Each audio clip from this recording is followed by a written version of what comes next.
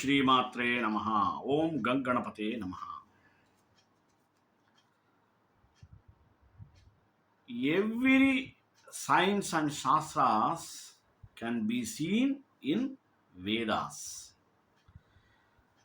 At the same time, all these can be seen even in Upanishads. Why Upanishads are Vedanta, end of the Vedas. This Vedanta denotes all the sciences what we are having nowadays. If you take a psychology in Upanishads, described very well, especially Upanishads are meant to understand the essence of the philosophical thoughts. If you go through the Upanishads are generally 108 are there. Among them, 10 Upanishads are major one. Ishakena kata prashna mundamandukyatitirihi aitareyancha chandogyam brihadaranyako. Like this, there are 10 major Upanishads which explains great value for spiritual thoughts, spiritual people. We can get all the type of information in Upanishads. These Upanishads preaches, teaches various subjects in detailed way. Every subject of the essence can be extracted from Upanishad. Especially the discussion from Vedas are derived in the form of Upanishads. Basing various psychological aspects can be seen in Upanishads. Therefore, we can say Upanishads are treasure houses for Indian spirituality and also Indian wisdom. Therefore, our India will get pride in the universe. So, basing on these things, now I would like to discuss psychology in Upanishads. So, let us go in detail with prayer. Stapakaya cha dharmasya satya dharma rathaya cha bhajatam kalpavrukshaya namatam kamadhenave. Some scholars go overboard and become irrational in their praise of Upanishads. Undoubtedly, the Upanishads have a great value for spiritual people, and the wisdom it contains can be used by worldly people also to solve their problems, build their character, reason, discretion, perception, and clear thinking. However, it is debatable whether they are superior to present day works on psychology or replace them. They both belong to different domains and serve different purposes with some overlapping here and there. However, comparing them to assess their superior is like comparing apples to oranges. The Upanishads look at the mind from the spiritual perspective, and the books on modern psychology, if at all, they dwell upon metaphysics or so look at it from the perspective of the mind and perceptible field of experience and cognition.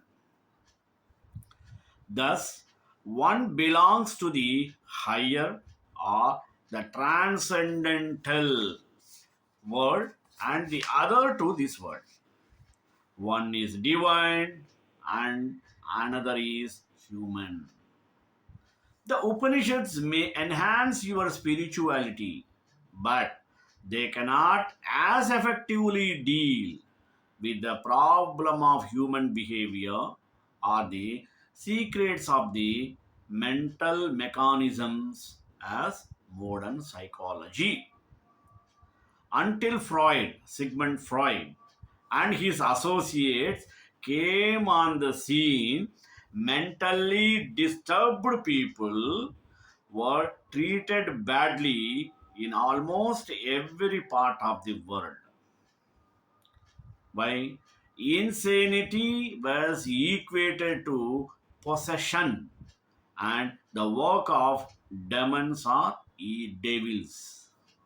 Hence, patients were kept in asylum of dark dungeons and never allowed to interact with the outside world. If they appeared in public, they were inhumanly treated, stoned, or beaten under the assumption that they were possessed by evil spirits.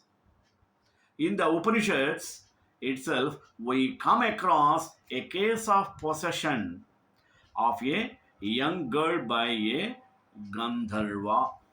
It is possible that possessions may happen sometimes, but you cannot convincingly bring it into the realm of science and provide repeatable and verifiable cure.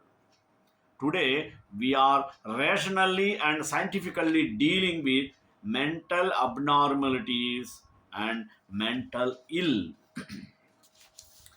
people and showing them great compassion and understanding. Because of the pioneering work done by the people like Freud, Jung, and other psychologists and behavior scientists who followed them. The Upanishads existed for over 3000 years, during which nothing much happened in India in the field of human psychology to improve the mental health of ordinary people or provide effective solutions to cure mental illness. The knowledge of the Upanishads itself was kept a closely guarded secret and denied to others. Their teaching was confined to a group of select individuals and served little purpose in inspiring or liberating the common people. Despite the existence of the Vedas, the Upanishads, and thousands of other scriptures, people at large remained ignorant, superstitious, and primitive in their thinking and attitude. It is a fallacy to believe that every person who lived in ancient India was a great sage like Vyasa or a poet like Kalidasa. There were people of all kinds and they lived like any other people in the world, dealing with their fear and anxieties and surviving in a hostile and primitive world. In that environment, people had little opportunity to speak about their mental problems or find solution for them. When we make statements about our scriptures, we must be rational and balanced. Morally, there is no difference between telling lies and embellishing truth about your religion with exaggerations and false comparisons. Whether your attachment is to your religion or to a worldly object, both leads to bondage. Religious fantasism has become a growing malady in today's world. It turns every religion into a weapon to oppress people or attack those who disagree with it. If you are a spiritual person, you should away from it because fantasism arises from the qualities of tamas and clouds your judgment. It is neither ethical nor spiritual nor lawful, but a sign of ignorance, delusion, and attachment, and the antithesis of the very quality of some sameness the scriptures want us to cultivate. A religion is a means, not an end in itself. You should use it for your spiritual development and purification, but not to fill yourself with pride and vanity, which will make you unworthy of liberation. It gives you an opportunity to grow the divine in you. Therefore, it is important that you should not use it as a status symbol to strengthen your ego or establish your social or cultural superiority. When you use religion as a tool for worldly ends, it leads to misery and suffering. Fantasism manifests in many ways. One of them is when religious person blindly upholds his beliefs, scriptures and values, ignoring the obvious contradictions and fallacies. For example, you cannot still hold the belief that the earth is flat or the stars and sun revolve around it just because some scriptures say so. It holds true for all scriptures, even the Upanishads. Even if they contain divine knowledge, they were not free from human greed and corruption of thought. Undoubtedly, the Upanishads are great books of wisdom. However, all Upanishads are not equal in importance. Some of them contain profound wisdom, and some are mere copies and compilations of existing truths. Even in the major Upanishads, you will find many hymns that are superstitious or socially repulsive to an educated mind. Therefore, you have to be careful which Upanishads you choose for your study and what you may say about them in public. The Upanishads are treasure houses of Indian spirituality and wisdom. They, together with the Brahma Sutras and the Bhagavad Gita, are traditionally commented upon the theologically linking to God and religion. Thus, we have Advaita view of Shankara, Visishtadvaita view of Ramanuja, Dvaita view of Madhvacharya, and Shakadvaita view of chief and popular views and sects are created around each of them. Vedanta Darshana and Advaita Siddhanta have their roots in the Upanishads. The Upanishads, together with Vedanta and Advaita philosophy, can be viewed and understood from modern psychological and scientific points of view also. Such a view reveals the psychological and scientific content of the Upanishadic awareness. This view can be applied beneficially to the fields of mind machine modeling, psychological psychology, and physiological psychology, and natural language comprehension branch of artificial intelligence. The Upanishad propose the existence of Atman in individuals. And the Upanishads are source books of Atma Jnana. Atma Jnana consists of theory of the origin, structure, function, cessation, and control of mind in the four conscious states of phases of mind in which it works and ceases to work. Atmajnana also provides us with the details of source of psychic or mental energy whose changes and transformations enable us to know, perceive, reason, intuit, understand, experience, and be aware of all these processes. Now, what is I? The real identity of I according to the Upanishads. The term I denotes human consciousness. Human consciousness is awareness of human mind. I is not a term denoting any of individual's body, self-consciousness, the social status, age, gender, etc. I is the unoccupied awareness or pure consciousness in the individual in the Jagrat, Sushupti, mean wakeful sleep, consciousness state when peace, bliss, silence, and oneness or non duality is experienced.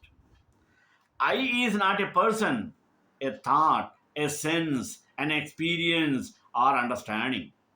I is a consciousness which transcends all these and is a non transforming seed and witness to all these and is revealed and experienced as a peace or bliss or silence in wakeful sleep conscious state, the mind transcending phase when all mental activities in the form of thoughts and senses etc cease to be, and one has to refer to this natural mental state when one refers to I. I is in unceasing, undivided, continuous, blissful, conscious awareness. I or Atman is consciousness present always and is superimposed but untouched by mental functions during wakeful and dream conscious state and becomes sense, mood, or thought or expression. Self consciousness arises in these two states, and then I is identified with individual's body, sense, and thoughts about I, me, mine, mental capabilities, gender, social status, age, etc., and masks pure consciousness. In deep sleep, means sushupti, conscious state, like a zero in number system, it is without value but is essential and significant. There is no awareness of the body, the within or without of the body, no I expression, thought, feeling, or sense or experience relating to individual exists in this mental phase. I or Atman is an eternal consciousness transcending the three conscious states wakeful, dream, and deep sleep, and observes all the mental activities or cessation of such activities taking place in these three mental phases. I is also present during these phases as continuous consciousness, awareness to happenings within and without of body. Upanishadic awareness uses the terms Atman, Brahman, Sat, mean being, Chit, pre-conscious, Ananda, bliss, Prajnanam, mental time, space, unoccupied awareness, Shanti, peace, Maunam, quietude or mental solitude, synonymously. Atman is Brahma Padartha. Padartha is defined as an entity devoid of name and form.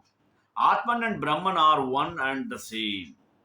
The presence of Atman provides us with mental energy called Chit Shakti and mental time space Prajnanam. Atman is a source of psychic energy or Chit Shakti. Because of Chit Shakti, only we are able to be aware of our body, mind, and its functions. From Atman, Chit Shakti issues out and gets reflected in Medha, mean intelligence, as Maya, illusion. Thus, Maya is reflected Chit Shakti and is virtual, mean Mithya. In the same sense as there is a presence of virtual image in the mirror, which is there but is not real. Virtual also means it is sourced from something else and its being is dependent on its source and its phase of existence in transitory compared to its source. Maya is also known as Chidabhasa or Pranavam. Maya, the mental energy providing current of awareness, pervades the whole body. It bifurcates and transforms into Divya and Swara. Divya is a Jnana Shakti. It is divided as four Antakaranas. Inner mental tools. What are they? Manas, Buddhi, Chitta, and Ahankara. Swara, the prana Shakti, divides itself into Pancha Pranas Prana, Apana, Vyana, Udana, and Samana. Manas is the inner mental tool that connects us to the outside world through sense organs and cognition of objects takes place. Manas also stores these cognitions as inner mental world and retrieves from it when necessary the cognitions as jagat in the form of thoughts or feelings. These cognitions, when happenings, create perceptions and simultaneously cause corresponding experience for us. These are called vasanas. Vasana, which include also the meanings or senses of words and sentences we learn, are sense stored and retrieved by the inner mental tool chittam. The inner mental tool buddhi gives the ability for intellectual operations and discrimination. The inner mental tool ahankara gives us self-consciousness. Self-consciousness is bunch of thoughts and feelings in the individual about oneself as I, me, and mine, like the features of body, gender, job, social status, loves, hatreds, mental qualities, and traits, etc. When I is identified with the individual's body and mind, Prana Shakti activates action organs which act and react according to the perception created when knowing an object takes place. Thus, Atmajnana, expounded by the Upanishads, provides the software of mental functions.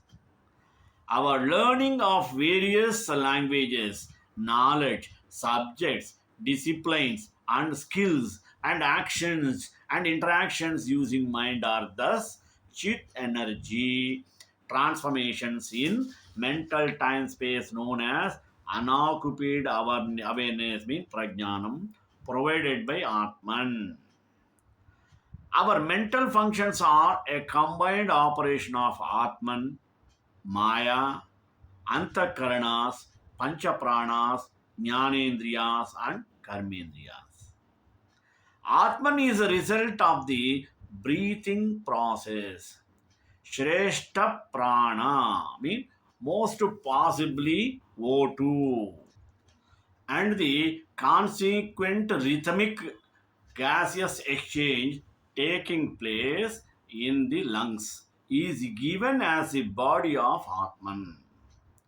Thus, we can say that Atman is a bio oscillator which generates psychic energy pulses which are responsible for mental energy materially, mean chit shakti, and also for mental time space. Maya is a series of reflected and virtual chit energy pulses which flow throughout the body, enabling us to be conscious beings.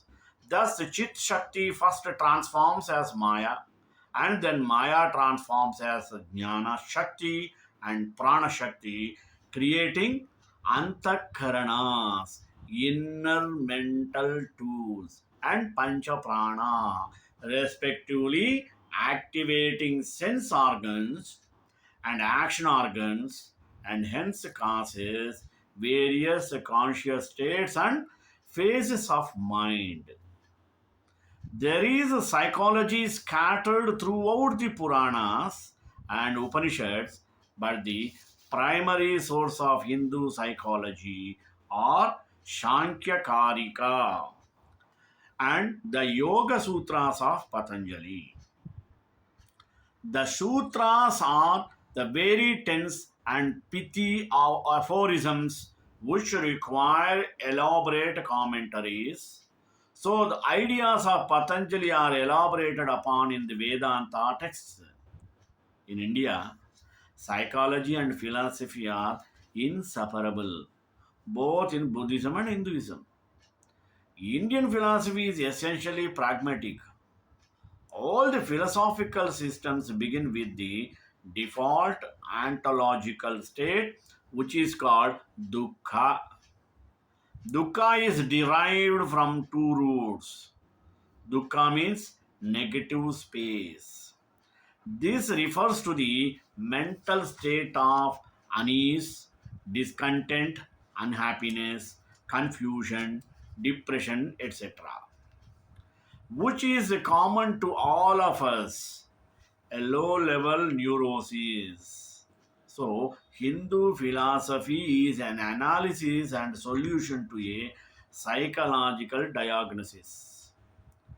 The drives common to all sentient beings are the desires to be happy and to avoid suffering, yet, no matter how hard we strive to achieve abiding happiness, we are unable to do so.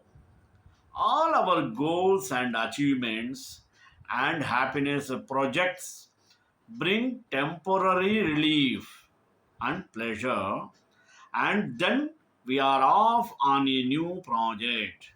This is called hedonic treadmill, always striving but never attaining abiding sukha, I mean good space.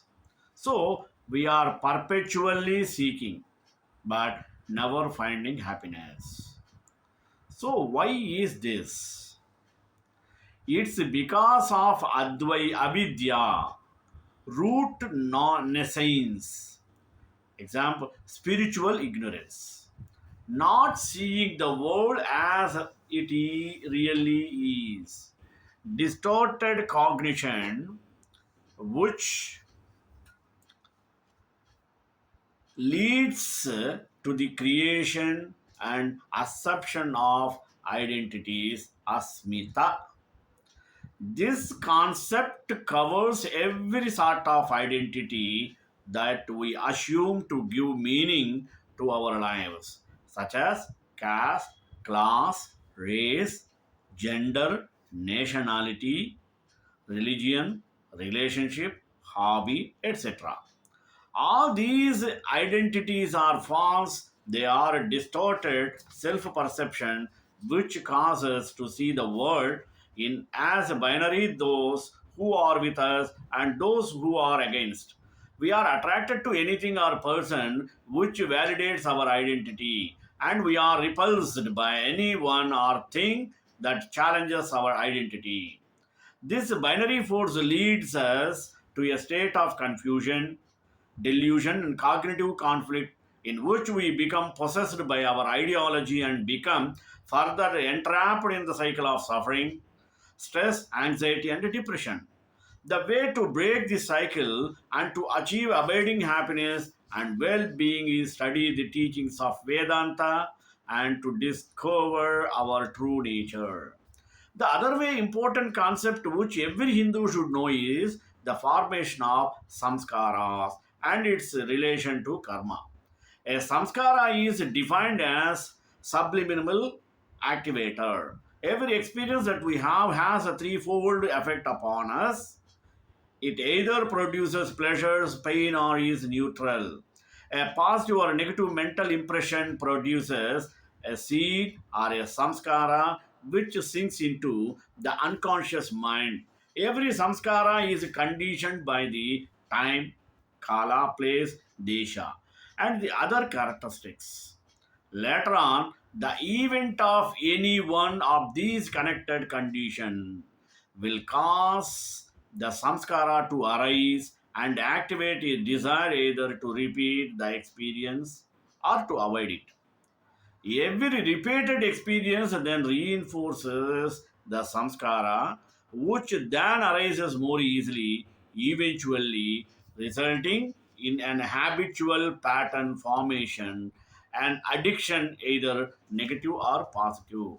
Shriyakantaye Kalyananade Nade Dram Sri Venkatanivasaye Srinivasaye Mangalam Mangala Shasana Purogamai Sarvaesha Purvairacharye Satkrutayastu Mangalam.